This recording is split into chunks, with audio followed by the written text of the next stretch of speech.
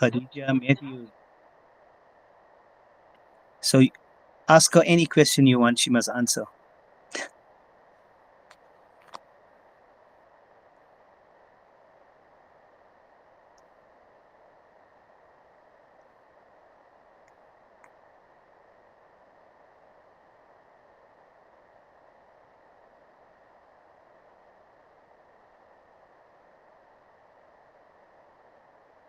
Okay, whenever you are ready, Lisbeth.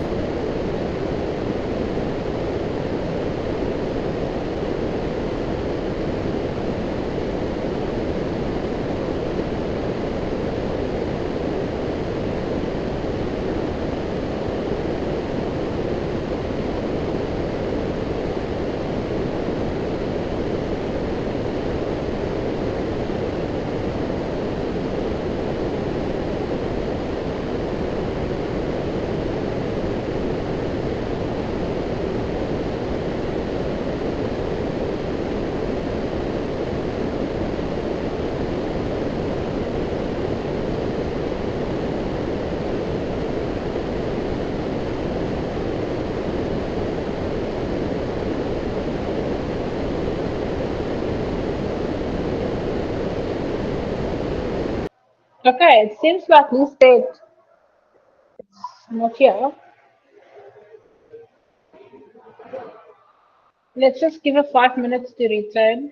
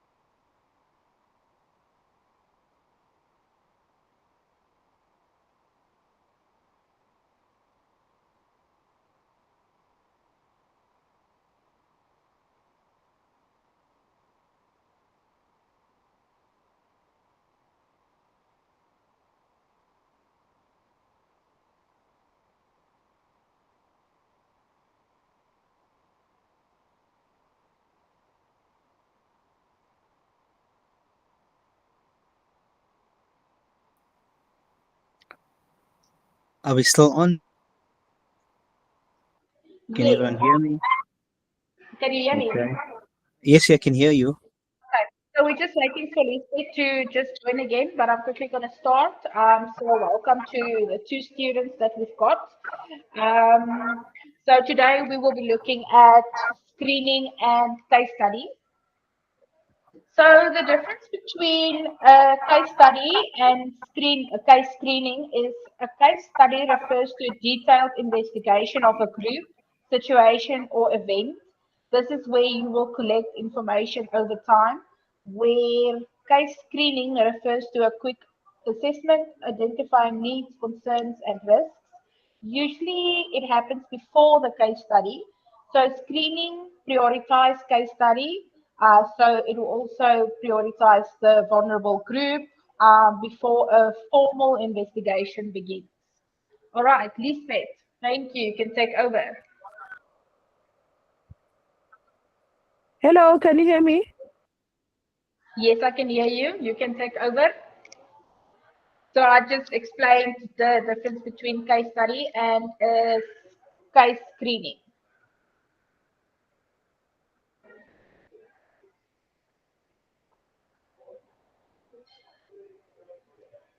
Can you hear me, Lisbeth?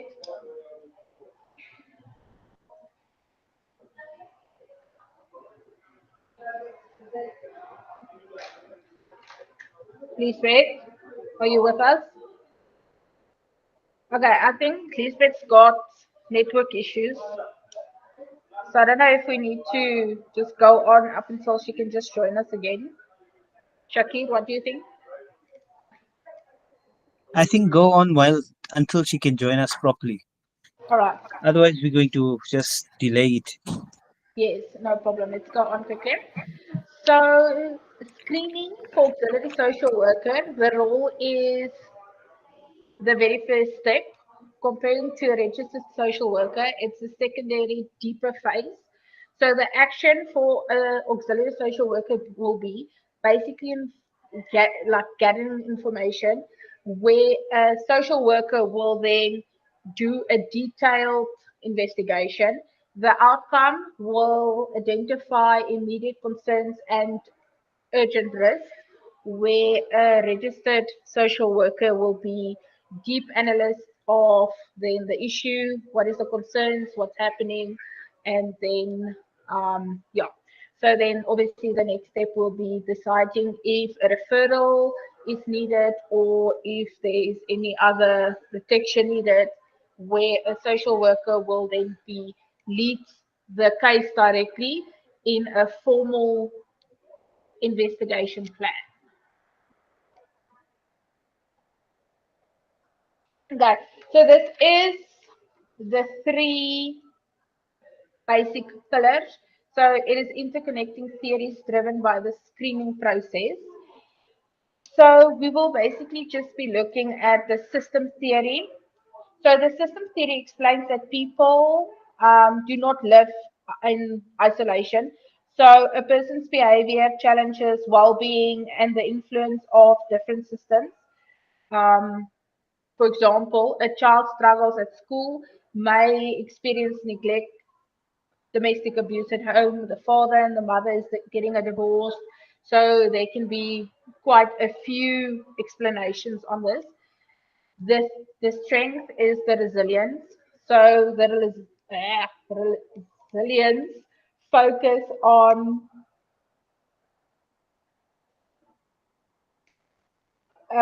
approach in a social worker that focus on strengths, ability, resources, personal potential rather than the problems.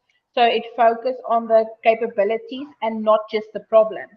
For example, a financial single mother is struggling to provide for her children, but she can still provide emotional stability.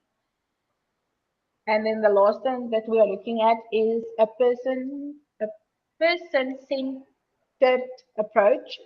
So this is basically the connection. The foundation requires respect, empathy, and active listening and non-judgment communication to ensure that the client feels safe. Okay, do we have questions? Please don't ask me difficult questions. No. Okay.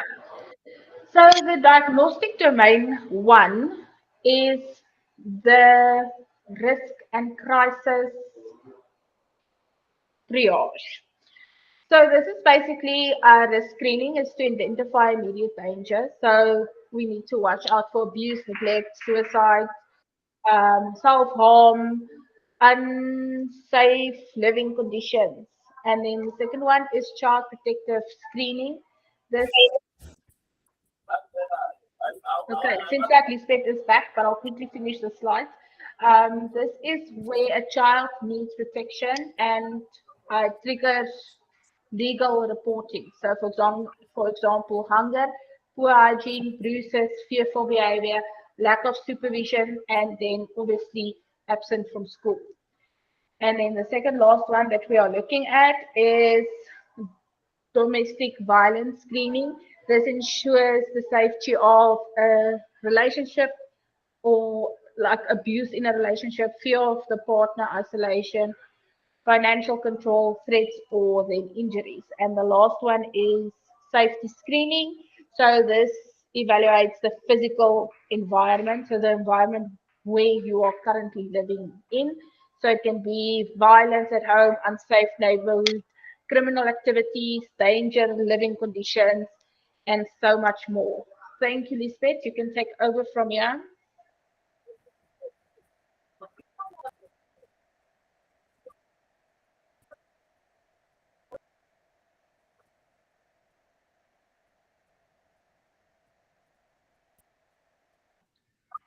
Lisbeth, can you hear me?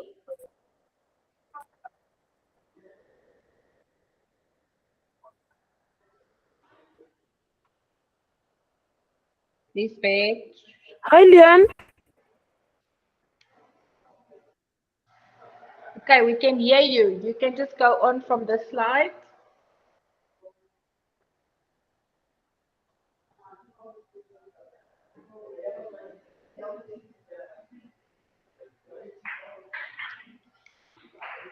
All right, so let's not waste time. Let me just carry on. So the diagnostic domain two, Chucks, nothing. Okay, so this is the individual well-being and behavioral health.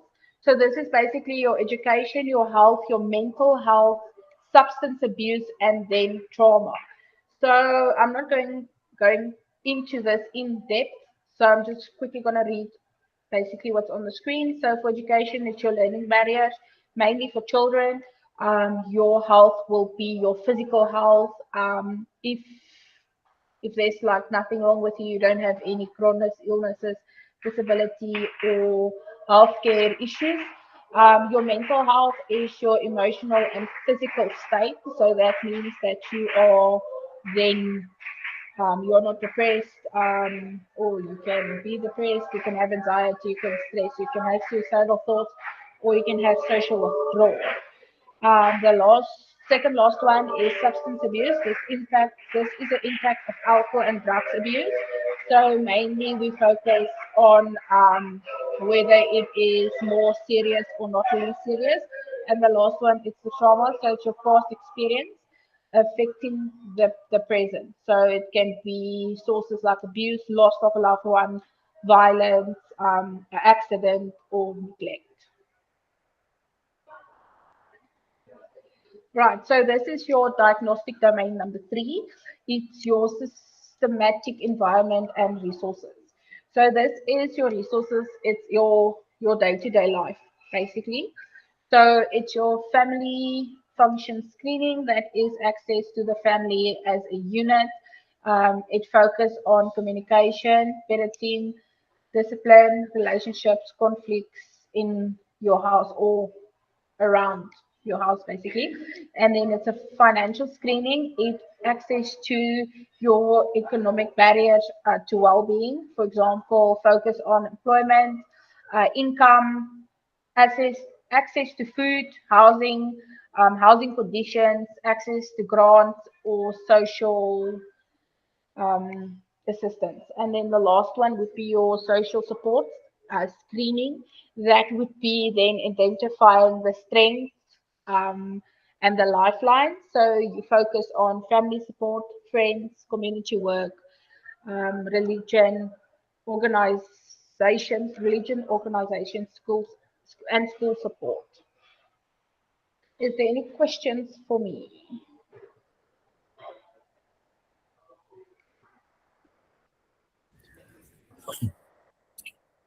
Yes, there is a question. Is Elizabeth still on? No, I think she's got network issues. What is your Okay. question? You can ask me and I can see if I can answer it.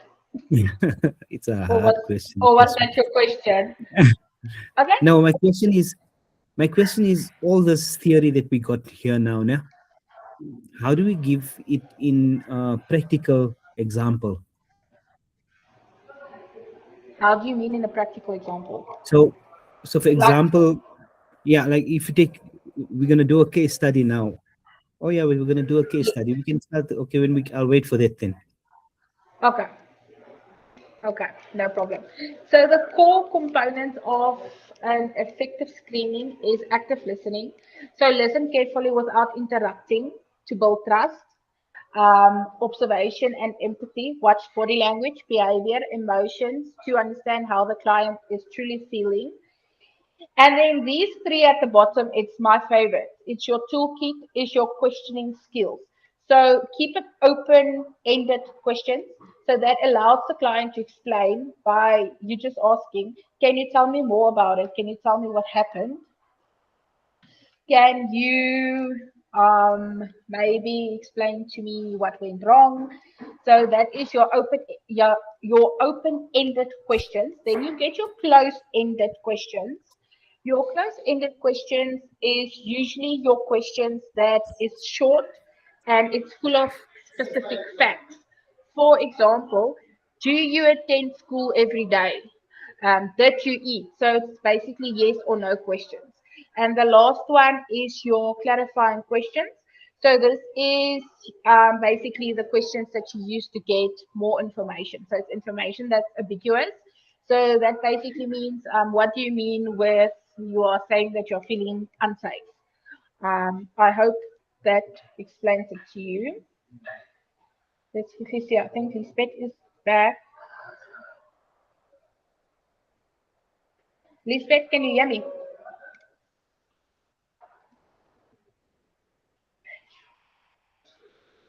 Okay, then we are looking at the mapping of paperwork, the paperwork timeline. Lisbeth, okay. So this is your forms. These forms are very, very important because as a social auxiliary worker, you can't work without having paperwork. So the paperwork does not just keep you safe; it keeps your client safe. So usually, the first thing that I would recommend for you to get is your case study form, and then a consent form or a form to protect you against the POPI Act, where you just explain to them that you will keep their information and whatever happened in that situation to yourself, so you won't go and then share it with other people.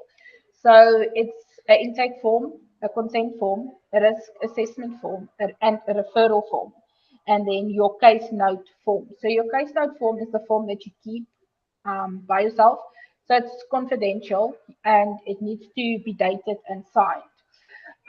We've got a drive with all of these forms. So if you ever need a form, you can just go to that drive, open that drive, and then just look for that specific form. So an intake form just gathers personal information, family info, and then the reason for seeking help. The consent form secure permission for information sharing, assessment, and referrals. Then your risk assessment form is the important one of all.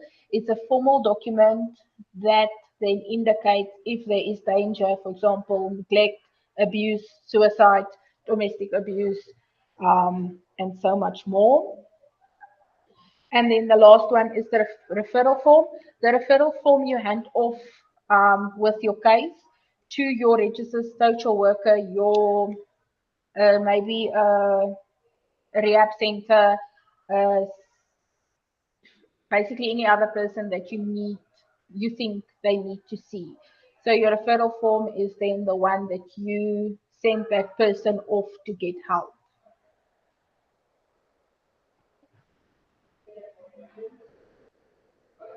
Is there any questions so far?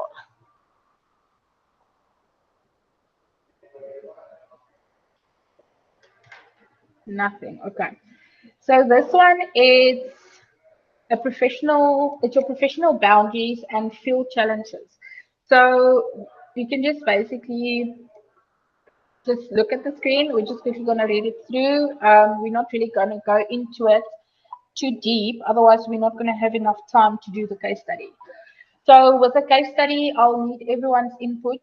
So everyone needs to, like, we're going to chat together about the situation that I'm going to give you.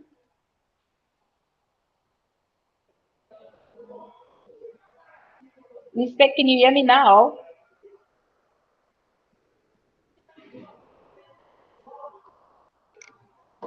Good. So respect human dignity at all times. Maintain strict confidentiality. Lisbeth? Yes, can you hear me? Yes, I can hear you now. Okay, you can go on from this slide. I just started, but you can take over.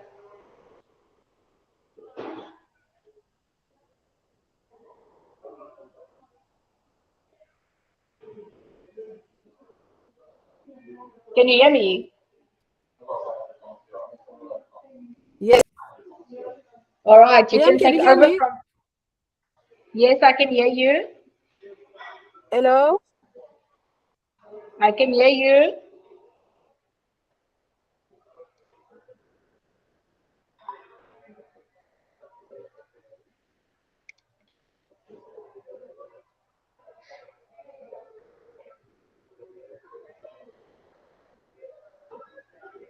All right, let's just carry on. Always obtained informed consent. Operate strict within the auxiliary social worker scope of practice, and then mandatory is report of abuse, neglect, and then so that you basically need to report at your authorities in your area. So that would be your police station, maybe your assigned social worker. And then the common field challenges will then be client refuse to talk. They can be highly emotional distress. They can be in highly emotional distress. They can have language barrier issues or incomplete information. They can feel unsafe, a lack of resources, and then they don't really consent emotionally to explain to you what's wrong with them. So, as a professional in the face of all challenges, the auxiliary social worker must remain calm, objective, and not judgmental at all. So, I think that is one of the very, very important aspects. So, I'm going to give you a case study, and then I am not really 100% sure what is all of the questions that Lisbeth got for us, but the case study is about a girl. She is 14 years old. Lisbeth, can you hear me? She is 14 years old.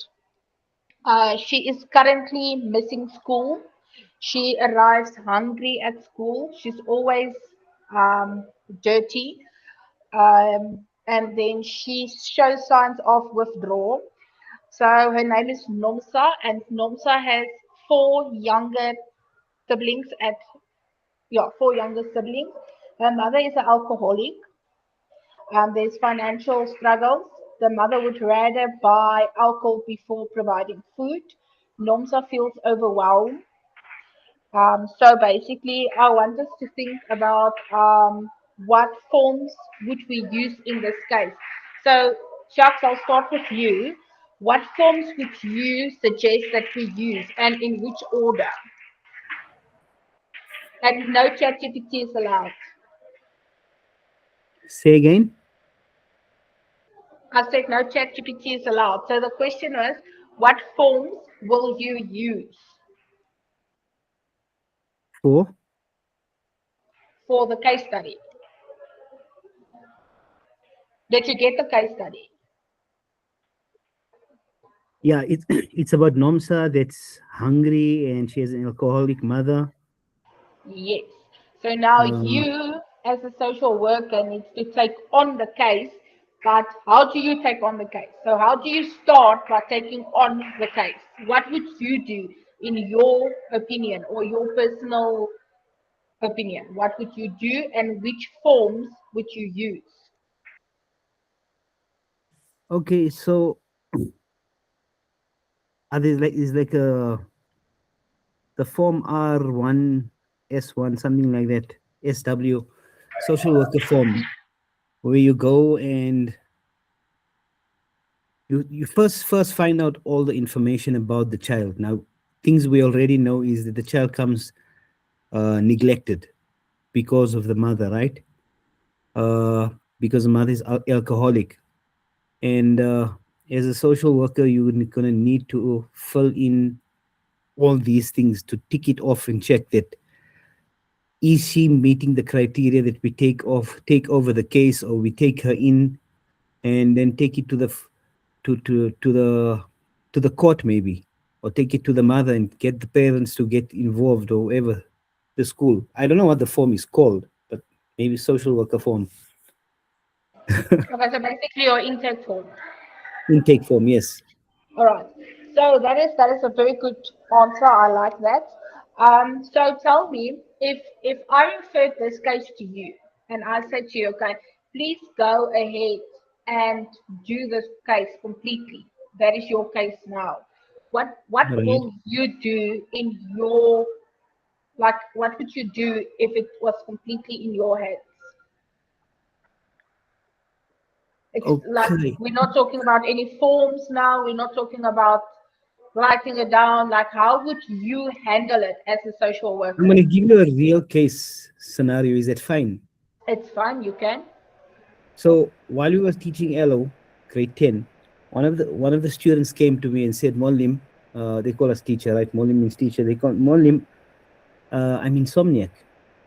And so I was like, oh, are you on TikTok, Instagram? Why can't you sleep?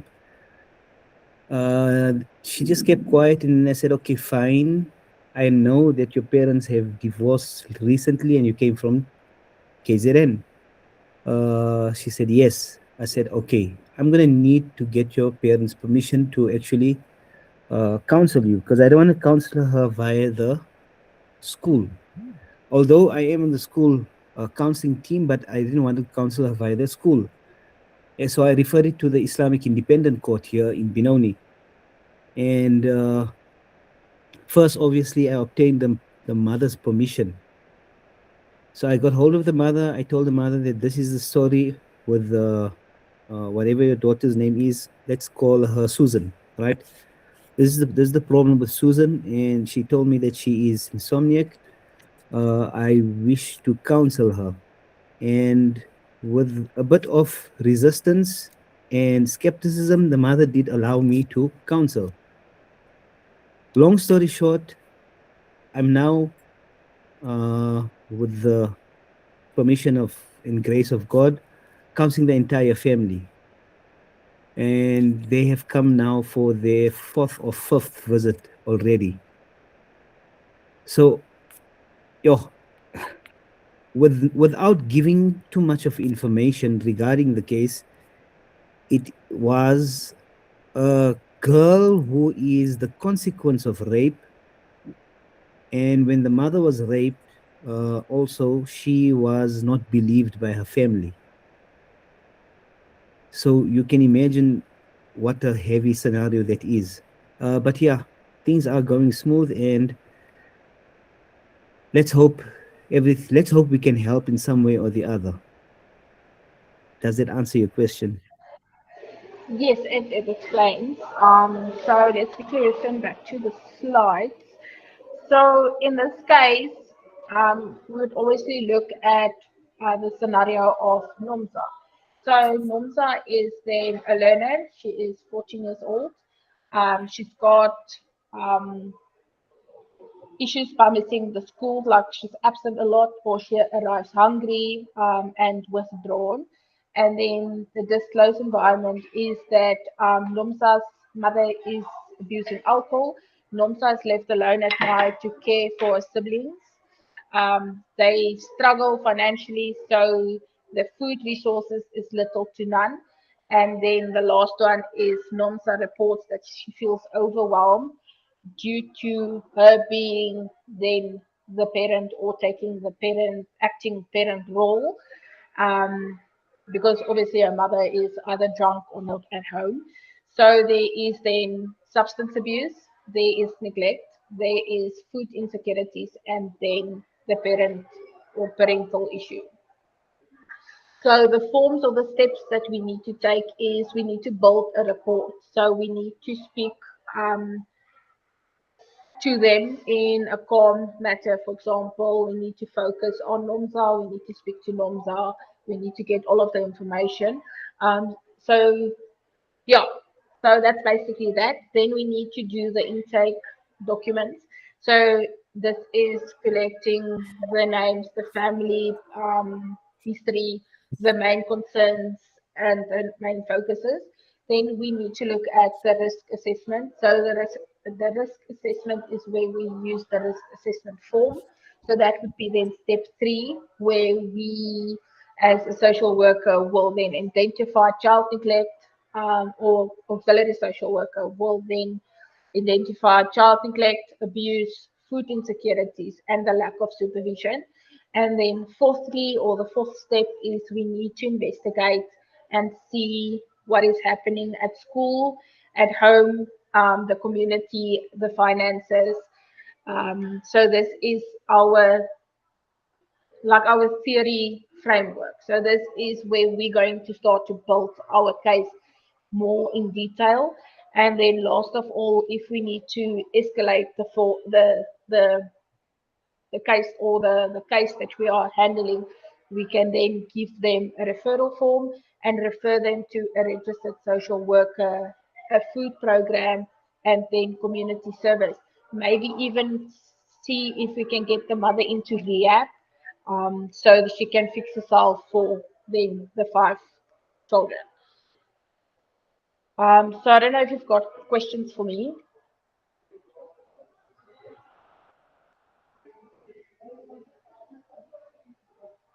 No, it's perfectly explained. Thanks. Right.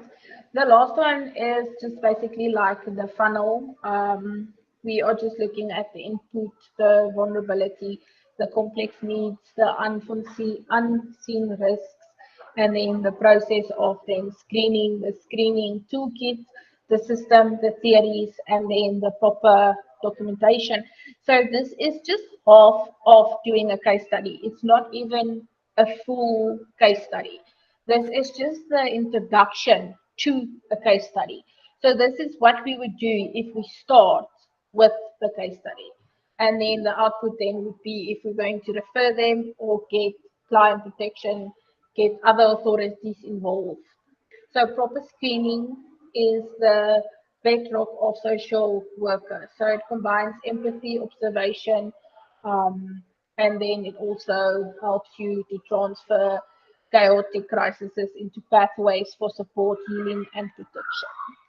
So I think we finished a bit earlier because I didn't have all of Lisbeth's questions.